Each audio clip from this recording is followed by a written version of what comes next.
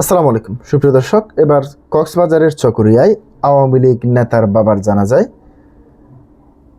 বিএনপির স্থায়ী কমিটির সদস্য সালাউদ্দিন আহমেদ এবং জামাত ইসলামীর প্রার্থী উপস্থিত হয়েছেন এবং তারা সেখানে বক্তব্য দিয়েছেন।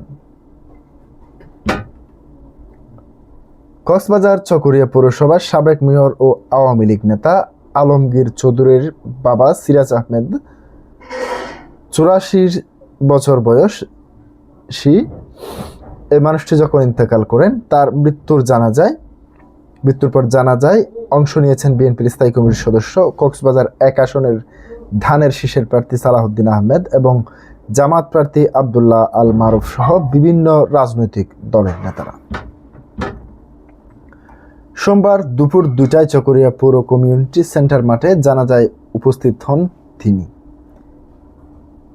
এছাড়াও সাবেক সংসদ সদস্য এইচ.এম. সালাহুদ্দিন মাহমুদ, সাবেক মেয়র আলমগীর চৌধুরী এবং জামাত ইসলামী মনোনীত প্রার্থী আব্দুল্লাহ আল মারুফ সহ বিভিন্ন রাজনৈতিক দলের নেতারা জানাজায় অংশগ্রহণ করেছেন।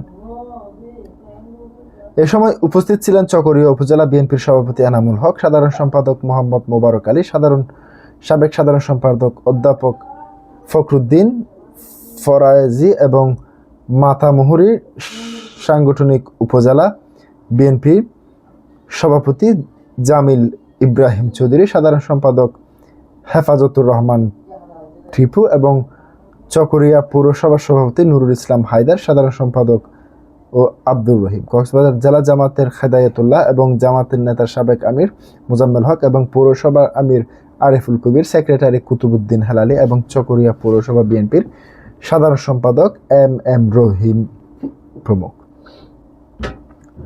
রোববার রাত 8টার দিকে চকরিয়া পৌরসভা 5 নং ওয়ার্ডে কাহারিয়া গোনায় নিজ বাসায় ইন্তেকাল করেন তিনি এবং দীর্ঘদিন ধরে বার্ধক্যজনিত রোগে ভুগছিলেন তিনি।